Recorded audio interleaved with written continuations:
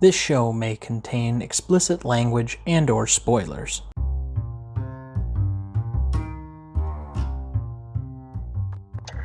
Welcome back to the Greatest Movie of All Time podcast. I'm Tom Duncan. And I'm Dana Duncan. And tonight, we are discussing Young Frankenstein.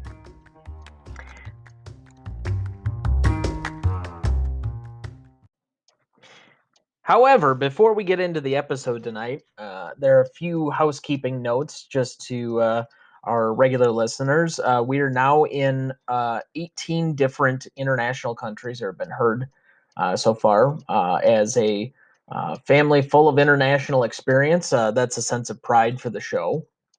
And is that opposed to domestic international countries? Was a little redundant, but okay. Thanks for that. Okay. Anyway, I'd also, again, like to give a general shout out to Podcast Town. If you are a fellow podcaster, I would recommend getting on the community and trying to help boost our numbers. So far, I am a current founding member. Dana's on the community as well. And it's just a great place to learn, especially if you're starting your own upcoming or anything else you'd like to know, or if you just simply like to connect with other podcasters. So check that out. Also, our founding member and the so-called mayor of Podcast Town, or self-proclaimed mayor of Podcast Town, I should say, LZ Flennard's Enterprise Now. If you're in the Milwaukee area, I would recommend severely listening to his podcast for an outreach on local businesses in the Milwaukee area. So, other things of note. So, we have decided on our list for the back half of season 1, finishing with our 50th episode. We are planning to possibly include a couple of revisit episodes before the end of the year. We have a couple of things stowed away, but just some potential movies that we have on tap. We're going to have our James Bond celebration for the new movie that's going to be coming out here in November. We're going to be doing 2 movies around that time. We have Jaws coming up. I'm trying to remember some of the other ones that were on the list. Well, let's see here. We had a whole broad range. We're doing Rear Window. We're doing No, Rear Window wasn't on that specific was list. that going to be the No, but early Home part of Alone next- is on the list, and a few other ones. I should have probably had that with me this evening, but Yeah. as you can see, we're still on a shoestring operation here. So, but stay tuned for the back half of certain episodes. Oh, Fiddler on the Roof, the Social Network are also going to be coming up. I think we have potential guests lined up for the rest of the season for a few different episodes here and there. So stay tuned for all of that. You and I also are only 2 weeks away from our mid-season point, our special 25th episode covering Rio Bravo. Next week, we're doing The Great Escape. So definitely want to stay tuned for both of those. Those are both favorites of ours. I think those will be worth the price of admission. Have to love anything that is World War II. Have to love anything that has James Garner. Donald Pleasance is in there. Yeah, but really, you come for the price of Steve McQueen. Well, and that was where I was going to ultimately end up, because Steve McQueen is absolutely a badass, redonkulous. In fact, as I'll tell you, or I'll bring it up, but Steve McQueen, the stunt driver they had, or the stuntman they had doing the motorcycle scenes, couldn't do them as well. So Steve McQueen fired him and did them himself. Okay. I still don't know how Once Upon a Time in Hollywood pulled off that like trick where they put Leo in place of Steve McQueen in the movie, like as a whole trick. But I thought it was kind of cool for them to be able to do that. So, Yeah. Otherwise, so let's get into it. So, uh, basic question we start every week with. What is your relationship to this movie? I know you have a very interesting and um, special relationship with this movie. I have it in multiple ways. I first saw this movie when I was in early in high school. It became kind of a favorite among my friends because we loved comedies and such. But the story I have is the first weekend I went to La Crosse, Wisconsin to see your mother and start dating her. We went over to her parents' house from her apartment, and her and her mother went to this video store, which was VHS at that time, and rented a movie. I cannot tell you what movie it was, but it is on the list of never watch again videos. It was a schlock film. They decided to rent it based on the back of the video box. And as a result, I was deadpanning this movie the entire time, going, "This is terrible. This is terrible." And your mother said, "Well, if you can do better, you pick the movie." So I gave her instructions to rent Young Frankenstein.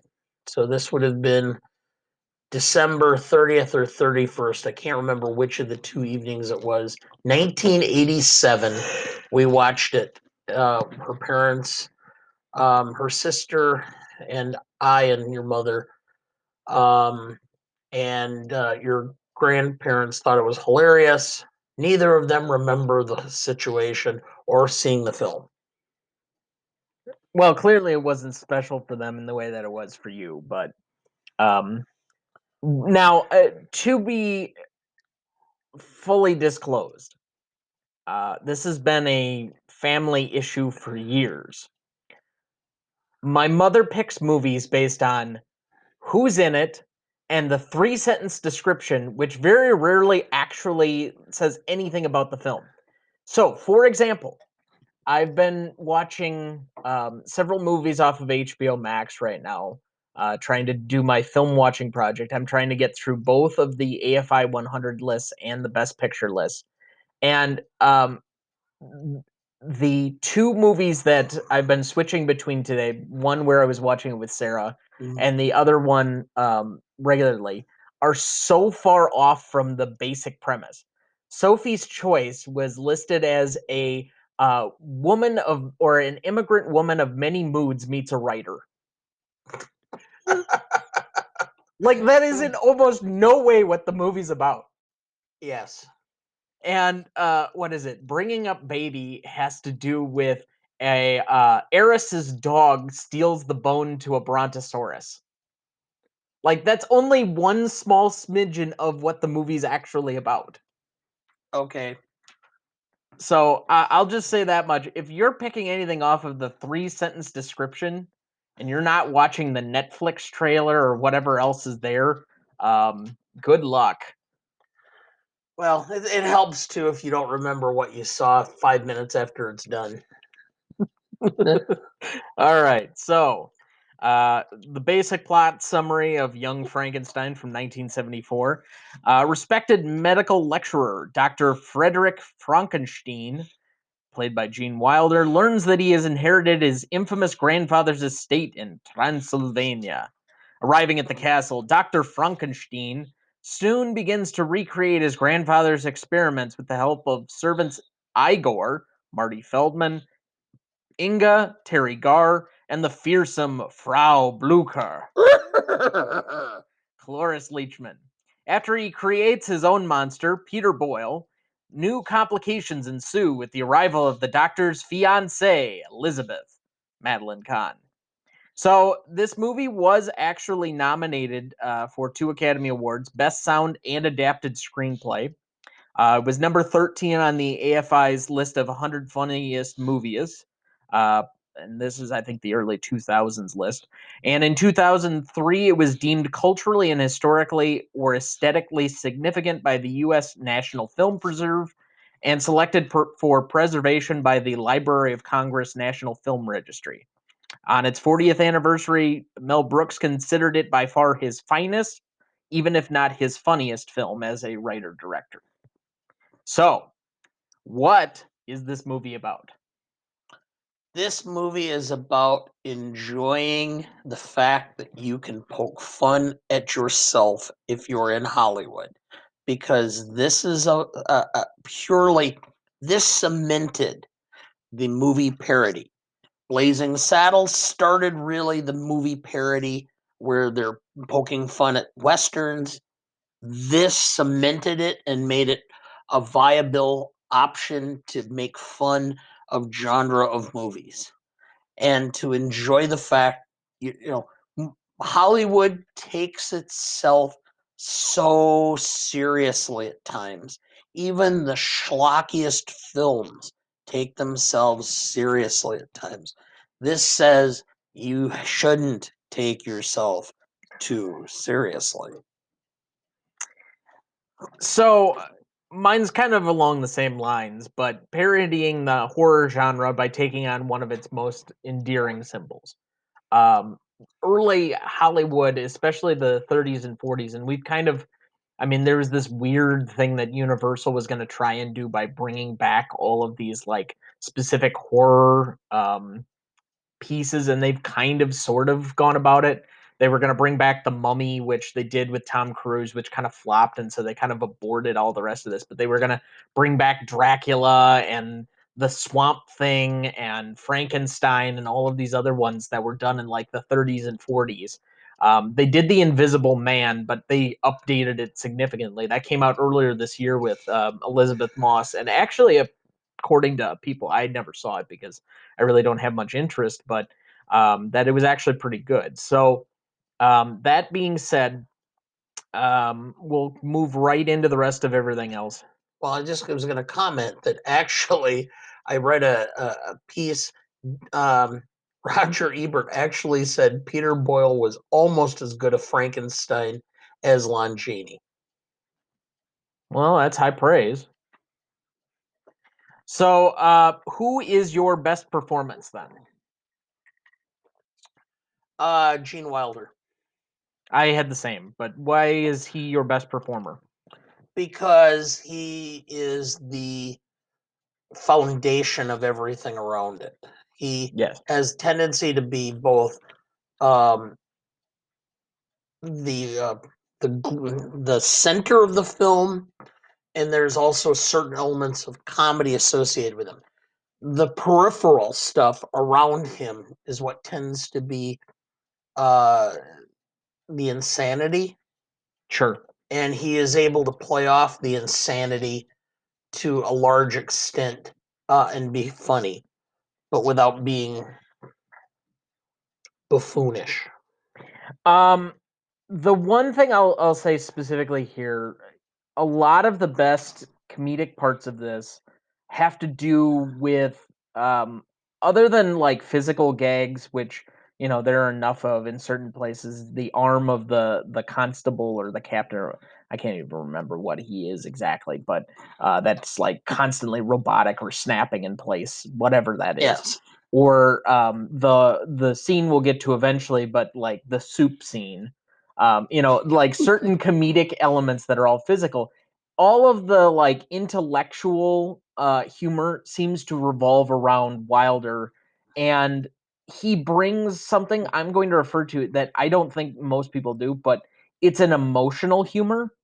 Like his exasperation and like constant up and down where he's calm and then he's up here, Or constantly. absolutely puzzled. For example, the Sure. scene where it's like Igor, he goes, "Hey, wasn't your hump? I'm a skilled surgeon. I could do something with that hump. Wasn't that hump on the other side? You're mixing Oh, two the two scenes scenes are, together. yeah. What hump? Yeah. So okay, I missed. I'm sorry, I did Well, miss that's two all right. I scenes. mean, this But this yeah, movie's got quite a few of those, and we're gonna go through them. I think the best lines category is gonna take us probably a whole segment by itself. yes, But ultimately, the other part of this is that he was the primary uh, creative inspiration behind the whole thing. And so from getting this off the ground, having the creative spark that even started this to begin with, and then finally to completing it by being the leading star. I just think for everything that this film is you really can't probably pick anybody else to have had the best performance. Well, the interesting thing is he had done several films right in a row that were box office flops. Yes, that are And cult classics now, yeah, but well, Willy Wonka, for example, was a flop. It yes. didn't draw at all. And Well, so was now, the producers. yeah. And, now, yeah, the producers. Actually, I would much prefer to watch Gene Wilder and Zero Mos Still and the producers than Nathan Lane and Matthew Broderick any day. But um, most people don't even know that there was a film before the Broadway play. But anyway, so Gene Wilder, just by happenstance, ended up doing Blazing Saddles because they had another person cast in the role who was an actual former cowboy star. But um, the scene in Blazing Saddles where the Cisco Kid is hanging upside down off the bunk bed, they had and I cannot remember the guy's name. They had him, and he started like oozing green stuff out of his mouth. And Mel Brooks thought the guy was some sort of method actor, and thought for sure this guy had staged this. Then he realized no, he was not staging it. This was real, and the guy stopped breathing. And so they had to pull him down, had to haul him off to the hospital where apparently he had alcohol poisoning. Oh, jeez. And so Mel Brooks is sitting here going, what am I going to do? And somebody, and I don't know who, I think it was one of the guys who was, if you remember right, I think it's his dentist, ended up co-writing the film with him. Could Um, be. It was a guy that was his dentist who said he wanted to be a screenwriter and gave Mel Brooks a script years ago. And he ended up becoming a comedy writer for Mel Brooks. Anyway, he suggested Gene Wilder. So they called Gene Wilder, who they knew wasn't doing anything at the moment, said, come in and read. You don't even need to read the part, just do the part. And became cinematic history.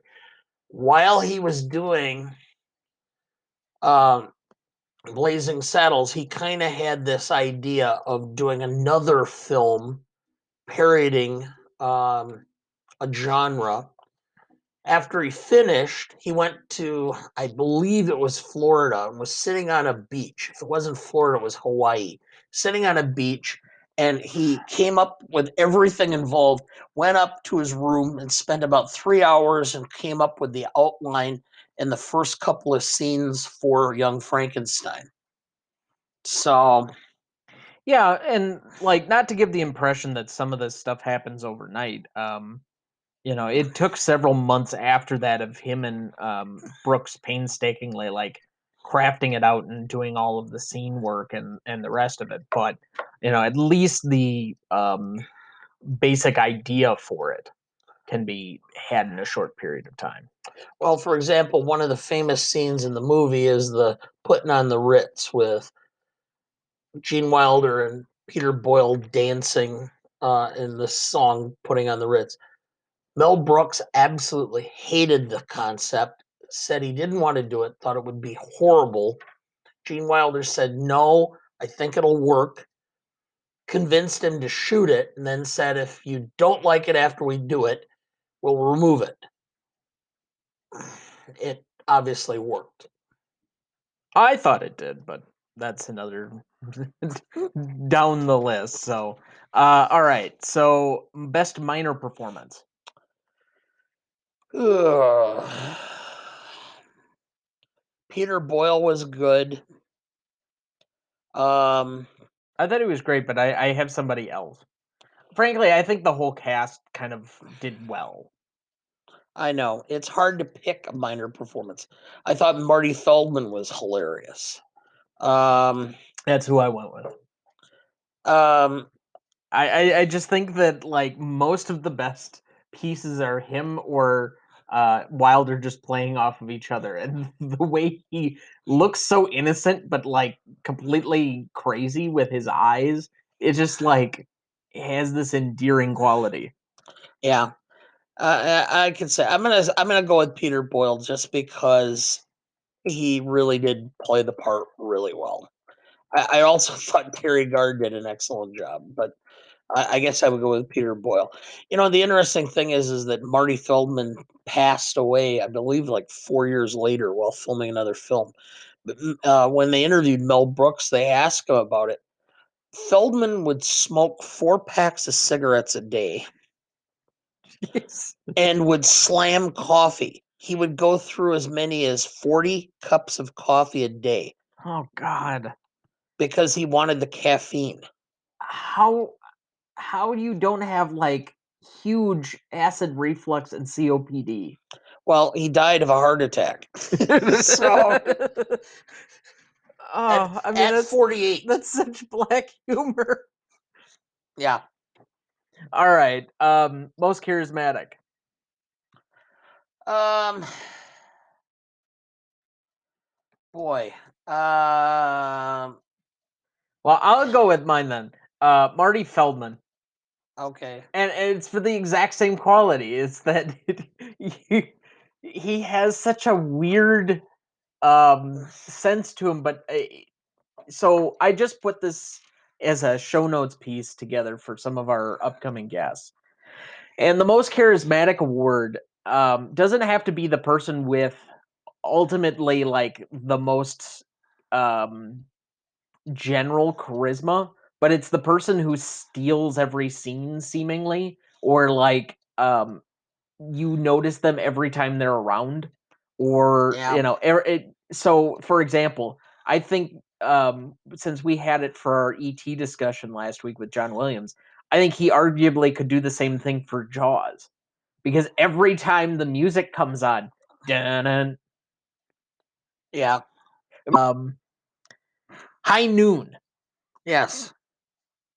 So like I gave it a 1. Okay. So that puts the average up at 2.5. All right. Impact significance. Now, I gave this a little bit higher. It did win Best Picture at the time. It was a spectacle movie. It's done by a fairly famous and like Hall of Fame director. I gave it a 6. I went 5.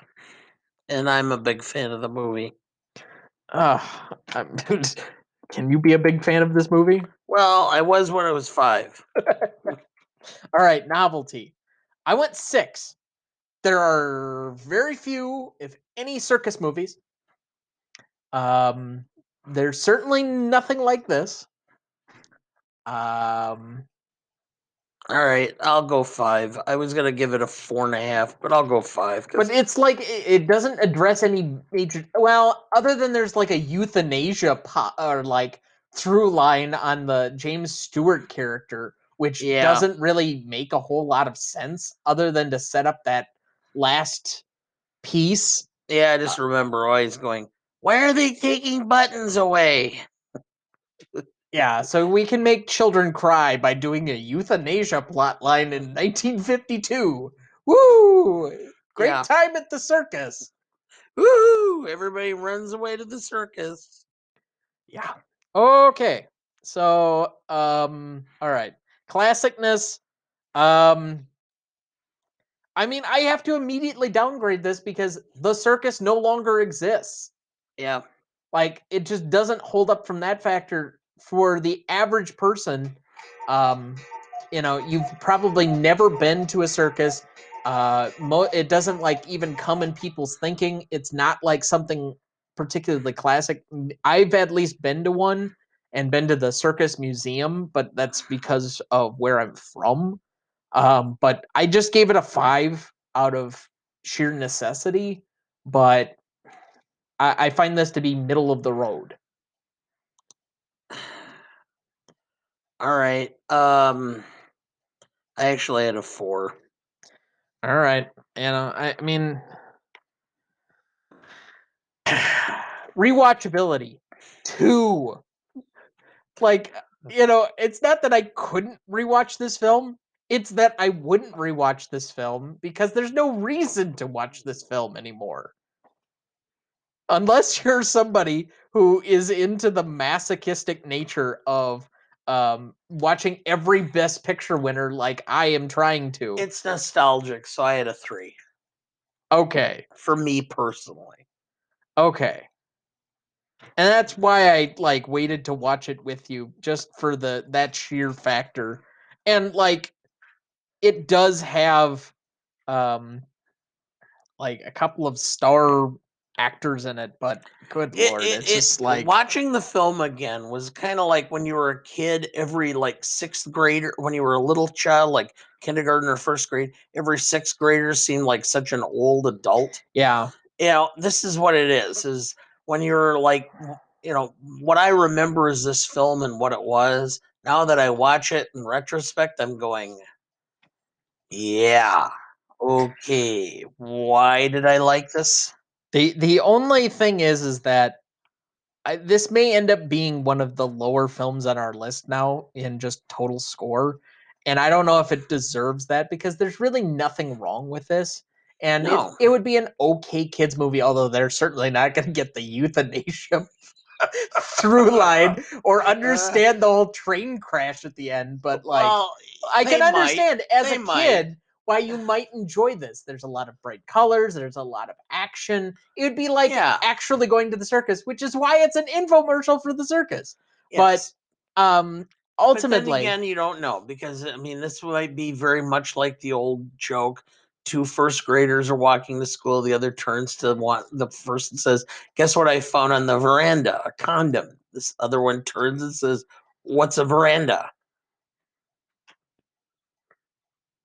Okay, thanks, Dad. You've now just bumped up one of our shortest episodes of all time into an explicit. Just to tail end this. So, in review, Legacy 2.5, Impact Significance 5.5, Novelty 5.5, Classicness 4.5, Rewatchability 2.5, and the audience score, by far our lowest so far, 5.5, for a total of 26. Woo! All right. I don't have any remaining questions on this movie. I don't mean, either. you could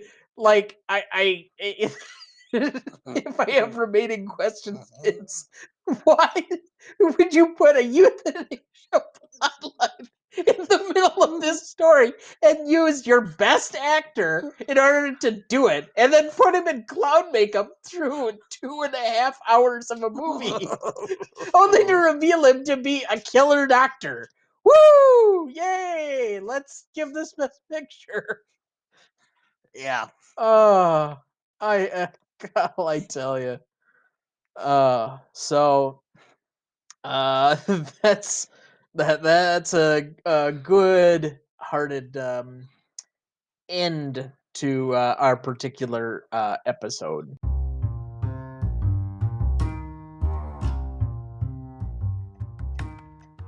I wish we could talk longer, but I'm expecting a friend for dinner. So have a great week, everybody. Stay tuned for our next live episode. It happens. So my one and only nominee. I oddly thought that there weren't a lot of... This wasn't a great dialogue movie. I thought this worked much better as a actions, not action, but actions movie, in that most of the revolving plot has to do with how characters are reacting to certain situations within the course of the movie, as opposed to trying to be philosophical about anything. So the one that I kind of ended up coming back to, because I'm like, I can't not nominate anything, Ash. Ripley, for God's sake, this is the first time we've encountered a species like this. It has to go back. All sorts of tests have to be made. Ripley, Ash, are you kidding? This thing bled acid. Who knows what it's going to do when it's dead? Ash, I think it's safe to assume it isn't a zombie. that it's almost a funny line, which is Yeah. kind of hilarious, and it's funny the robot's making a joke too. All right, so Rob, what did you have as your next line nominee? That was it. I really think that is my favorite line from the entire movie, and I don't think anything else comes close. Dad? For those of you listening to the podcast who do not know what what I do for a living as opposed to what I do here for fun, I'm a lawyer, and I've made a comment for years, which is there are two kinds of lawyers: those that tell you what the law is, and those who tell you how to get around it. And I'm always the latter. So this is the exchange. Dallas. All right, Ripley. When I give an order, I expect it to be obeyed. Ripley. Even if it's against the law. Dallas. You're goddamn right. It's a good nominee. Did you have any others? It seems like Rob and I are out of them. I didn't have anything that really stuck out. Excuse me. For the most part, this is more of an action film than a dialogue film. Right, That's and it's what I got. Yeah. There's not the one-liners or anything like that you see in most kind of like horror or action movies either. Well, and it's not like go ahead, make my day. Yeah, I feel the I'll baby. Be back. Yeah, exactly. Well, but even it's not like it's Psycho either that has to or feels like it has to explain all of the motivation behind. Why am I drawing a blank? Norman Bates's character by the end of the movie, or like any of the other pieces that come out of that. This is just pure terror because the threat is against your life, and in a way that is just primal as opposed to anything else. So it can be more instinctual.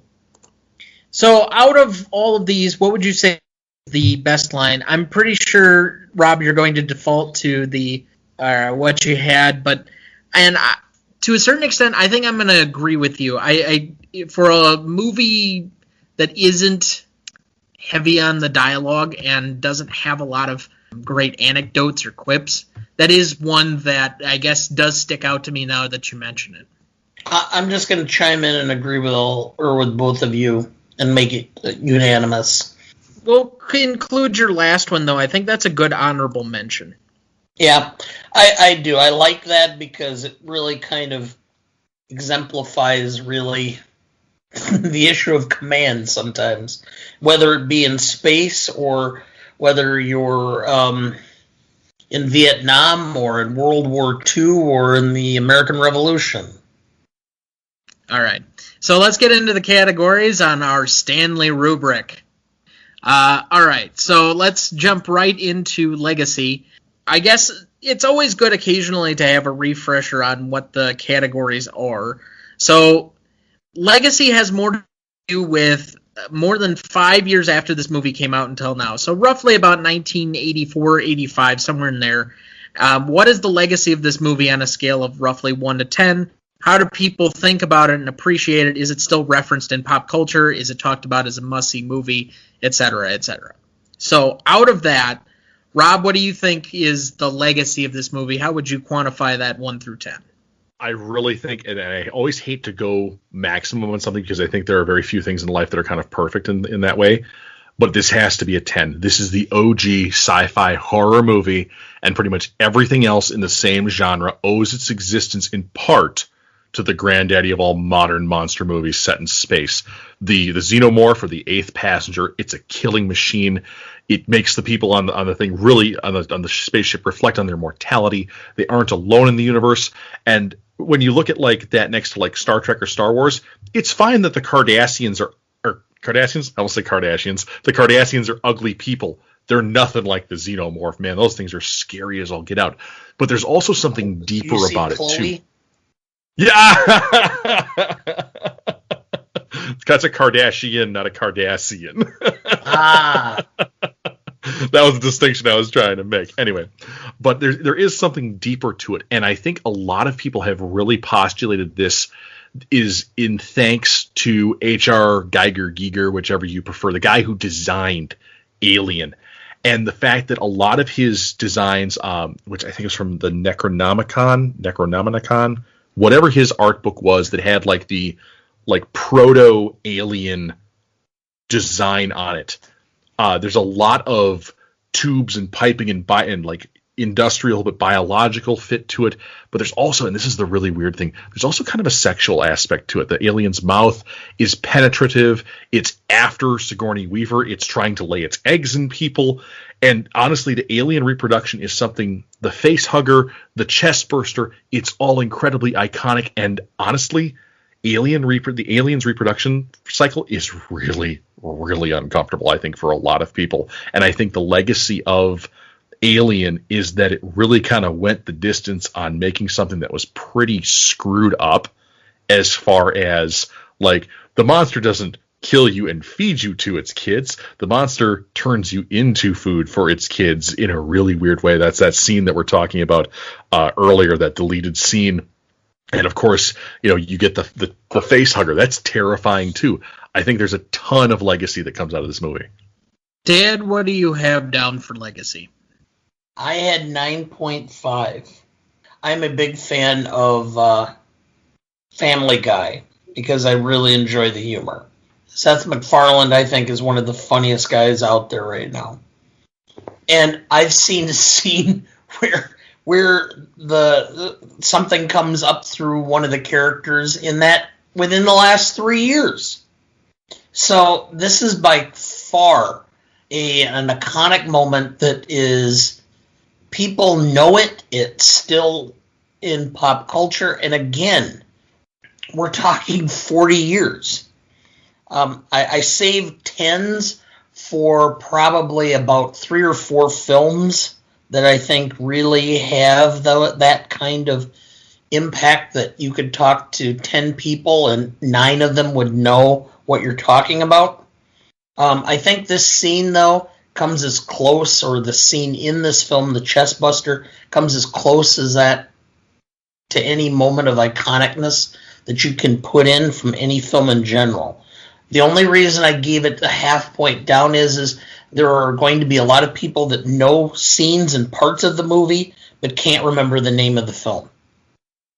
So I'm going to make the average on this really easy. I gave it a 9.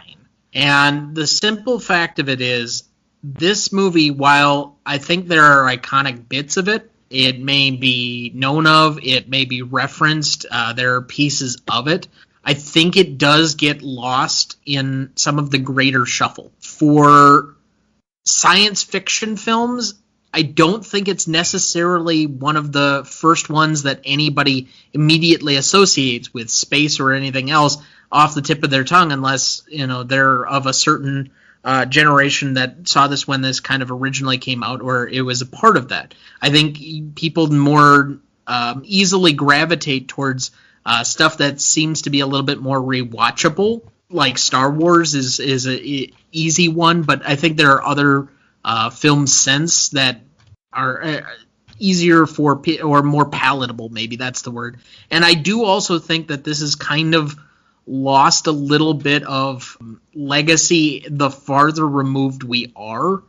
Yes, there are scenes and bits and parts, but I don't think the movie as a whole is necessarily there. And I also don't think the willingness of people to recognize this as like one of the great iconic films is necessarily there either, because I definitely don't see it necessarily on any huge list of suggestions in the same way that I see a bunch of other films. Again, I think that has a little bit more to do with how dark and grisly and raw at times this movie is. I don't think that there's particularly anything that's too terrible if you're probably about 17 or older, that you can probably easily sit through this film without having too much of a problem given the amount of crap that's on TV today. But there are just some nitpicks I had where, in the greater scheme of things, that we're possibly going to end up having this in a list of 500 different films. I got to find something where it has those. And to me, this was just not one of those that goes full 10. So that ends up with an average of 9.5, and I think that's probably pretty close. Okay, so impact significance. We'll review the category on this one as well.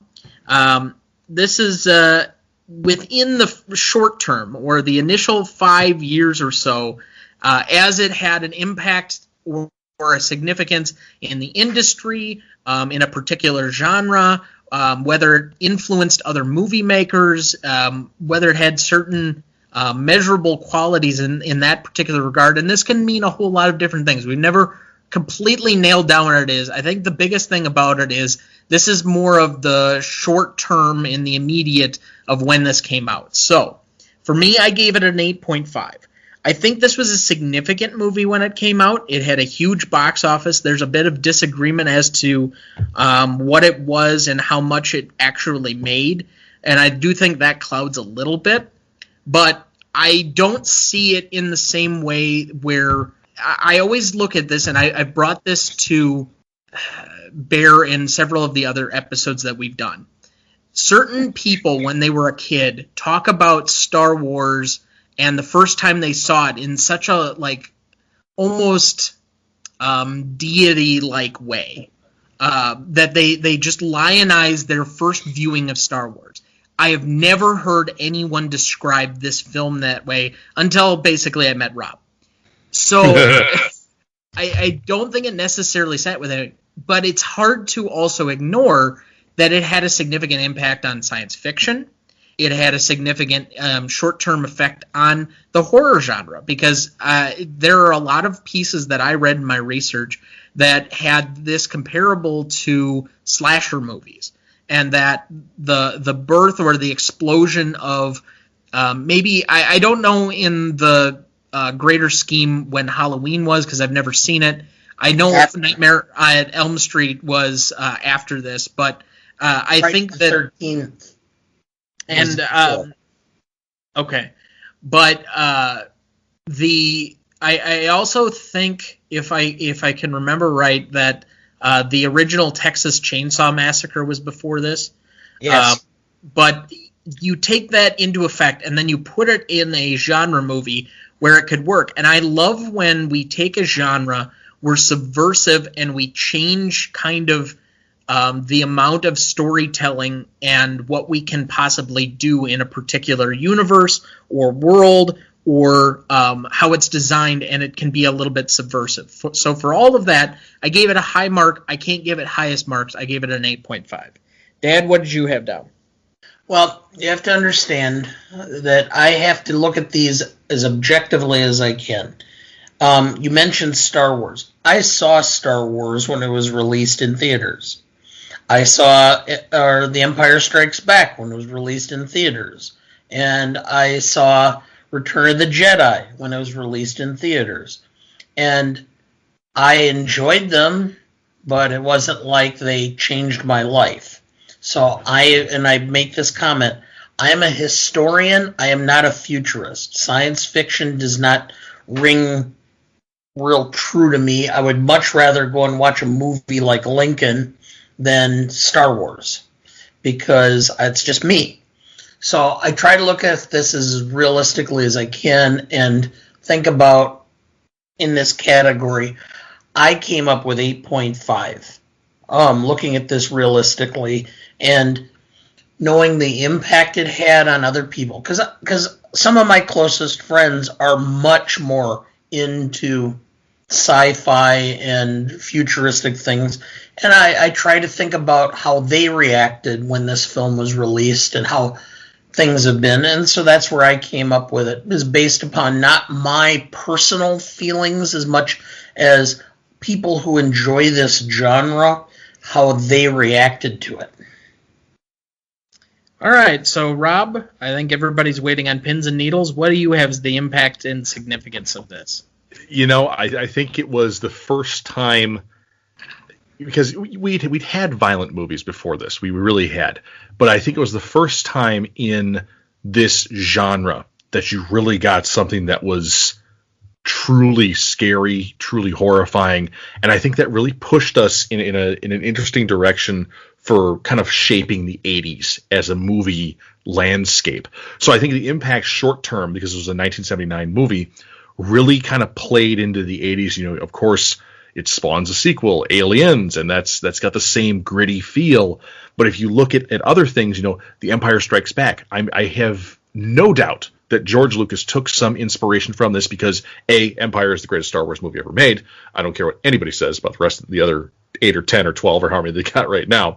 But there's the darkness in that, and of course the evolution of movie magic techniques, which I truly feel this. And this is a little bit further than 5 years, but the stuff that was learned in Alien about practical special effects and things like that really came in handy in Predator, which I think was 1986, and also Jurassic Park in 1993. It's probably a little bit longer term than we're talking, but the ability to create really, truly real-looking and scary as all get out monsters, I think was Alien's legacy to the movie world. So I gave it a 9. And as much as things have shifted to CGI and not practical effects, I really think the fact that they had a 7-foot-tall guy in a plastic suit slathed in Vaseline and water and dripping and all these things, I think that's some of the greatest cinematography ever, and definitely impacted some of the crazy stuff in the 1980s with the movie world. I will point out one thing that did dawn on me while I was watching this film again, which is, and whether you call it an homage or a tribute or whatever, but you think back to Hitchcock, and Hitchcock never felt it necessary to show the actual violence, to imply the violence. You never saw anybody in this film actually die or get hurt, other than the android, which really didn't matter. Everybody else dominated the chest burner. Well, okay, by that's the big guy, that's the one scene, but that was just because that vehicle had to be. But you didn't see Dallas die, you didn't see Lambert die, you didn't see Brett die, you didn't see Parker die. It was all implied, and because your I don't know, your creativity, your ability mind fills in the blank. Yes, and you always think of it as being a more horrible thing than they could ever have done by just filming it. And so that in and of itself, I mean, from whether you talk about Psycho and Hitchcock, the fact that everybody swears they saw the knife actually stab her, it's not there. It's implied. You see the knife moving. You see the blood in this drain. You see, okay, it's implied. I just rewatched it like 6 weeks ago, and you definitely see her and the knife and the plunge. Like, it's all there. No. I'm sorry. I just literally watched it, and you definitely see it in the second stabbing of Martin Balsam. Yes. All right. So novelty. Yes, we have graded this one out. The average ended up at an 8.67. So novelty, and I think this is, I very rarely give 10s. I started this one out when I did my pre-notes. I was at a 7.5. As we have talked about it, I am going with a full 10 because there are so many different small nuances and bit parts to this that I think are out of the ordinary. So one, it's genre subversive. We've already talked about that. But I think that's an incredible element to its novelty. For the fact that there aren't many horror films. So it's two genres, and it's subversive to both. The fact that you have your primary hero in the movie and sole survivor being a woman. And I will even throw in the topper that the primary issue of this movie and the action that ends up changing the tone is a monster impregnating a man. Yeah, I think that's a unique thing. It really is. So for all of those little pieces and where we're at culturally, I'm going to give it a straight 10. Yeah, I never thought about that. I just wondering how many females out there just really enjoyed the fact that this thing burst through a man's body for a change. Don't know.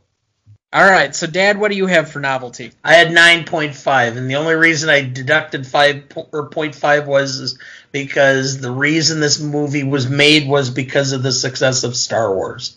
Otherwise, it would have been a 10. That's fair. Is that really discounted from novelty, though? Like I said, the only reason that this movie was made was because of the success of Star Wars. So it's not necessarily novel. They played off the futuristic alien, sci-fi type of thing in order to make it. And that's the only reason.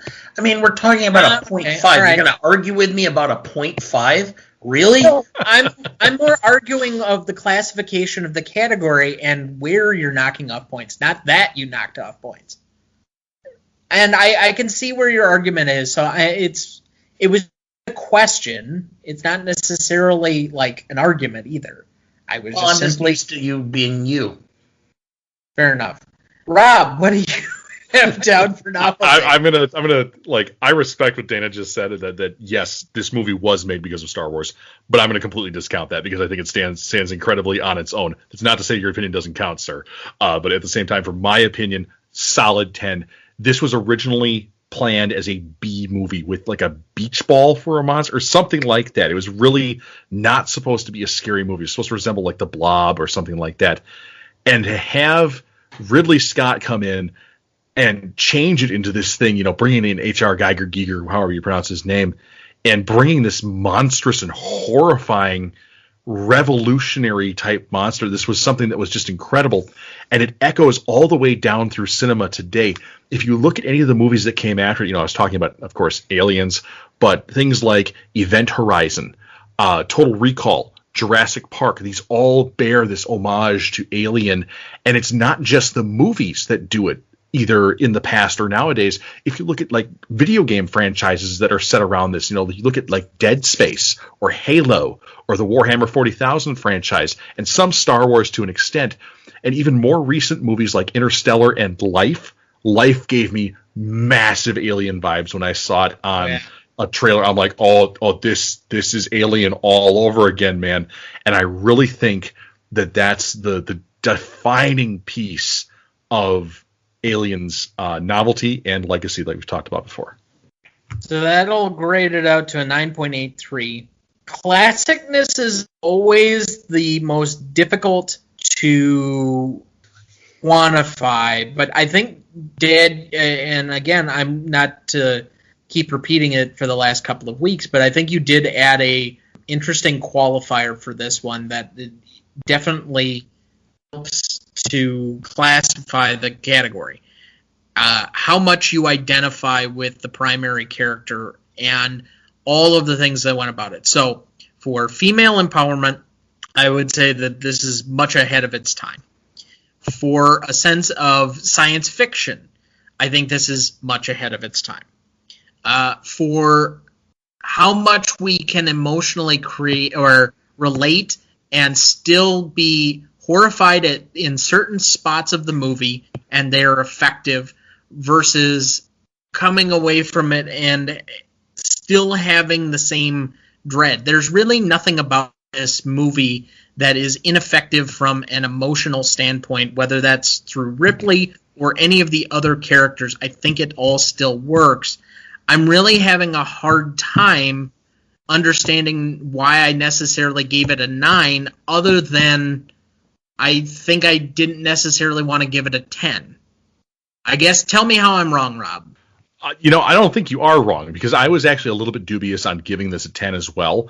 I think the movie has aged exceptionally well. Again, it's in that same vein as Jurassic Park, and the practical effects are just as ridiculously terrifying as they were 40 years ago. There's a lot of, again, we've talked about some of the uncomfortableness, with Kane's son and all these things. And I think that is something that very few movies surpass. Again, the alien life cycle and things like that is really a truly unique thing, I think, in almost all of cinema. If you were to describe that to somebody that, it's an egg and then it clamps onto a host and then the thing bursts out of it. I think it's a classic from that perspective, that it's so truly unique. Again, with the art design and the concept of how this creature actually works. And I think that makes it uncomfortable too, because that's explosive birth like that is really, I mean, gross no matter what or who it's happening to. And obviously, sometimes it happens in the animal kingdom with some parasites and things like that. But like, it's really shocking, and I think that that's part of what the classicness of it is that it's, even today when I rewatch this, which is not as often as you might think, depending on how much I like this movie, that chestburster scene is still like, just like, man, that is so screwed up. All right, Dad, how do you feel about it? I had it at a 9. And again, I started thinking back on this and some of the techniques and things, and I was thinking about it, and like the scene, Brett's searching for the cat. I mean, at one point in time, I'm going, just find the dead or the damn cat or die. Because it just seemed to, the tension just continued. You knew something was going to happen. You just didn't know exactly when, and it just kept building. And the movie has these points throughout that just give it that level of classicness that permeates, whether it's sci-fi or Western or whatever genre you have. It transcends. It's that, again, it's the issue of surprise versus suspense. And this has so many elements of suspense throughout the film. That's why I gave it a 9. Rob, I don't remember what number you put on it. Shoot, I give it a 9.5. 9.5. Okay. So that ends up being a 9.17 overall for classicness. And now we move to our most subjective category of all of them, rewatchability. Now, I think this has taken on a new meaning in the last couple of weeks. When we had Aruna on to do the Notebook 2 weeks ago, she pointed out something where does the movie have the same quality if you can rewatch it literally at any time and come back to it, and it doesn't matter how much time has passed, it still works. You could watch it back to back to back versus, do you sometimes need distance from a film in order for it to have the same impact when you watch it? So I think that is a category we might stick with or incorporate. But then there's just the basic subjective of how often do you like to rewatch this movie, or how often do you think you could comfortably do so and that it would still be enjoyable? So this is kind of a weird one for me. This has always been Dana's kind of specialty category. He likes to refer to it as the mac and cheese category. What are the comfort foods in the same way we do the comfort movies? So I start with a baseline of 5 on just about every movie, and it moves either up or down a scale based on my enjoyment of the movie with its technical aspect. To me, this was a fine film, but it wasn't something that I necessarily, because how heavy, how dark it was, and I'm not a horror fan, that